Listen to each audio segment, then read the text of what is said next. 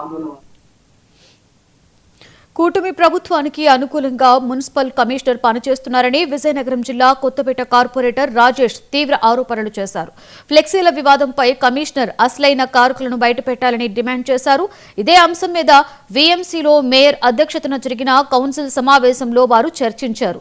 ఫ్లెక్సీల వివాదాన్ని ప్రస్తావిస్తూ కార్పొరేటర్లంతా సమావేశాన్ని బహిష్కరించాలని నిర్ణయం తీసుకున్నారని, మాజీ డిప్యూటీ స్పీకర్ కొలుగొట్ల సూచనలతో ఆ నిర్ణయాన్ని వెనక్కి తీసుకున్నట్లుగా రాజేష్ తెలిపారు. రాజేష్ చేసిన ఆరోపణలను కార్పొరేటర్లు ఖండించారు. ఒక భరోసా, ఒక క్రమశిక్షణతో కూడుకున్న మన పార్టీ కాబట్టి ఇలాంటి పని మనం చేయకూడదని ఆయన కానీ మాకు కోసం మేము ఫ్లెక్సీలు వేసుకున్నాం. ఆ ఫ్లెక్సీ ఆ మహిళా తరపున అందరూ నిదర్శనం మేము వాళ్ళకి మేము చెప్పడం జరుగుతుందండి. ఇదైతే మాకు అన్యాయం జరిగింది. మరి మహిళా శక్తులు శ్రీశక్తి గారికి అమిత్ షా గారికి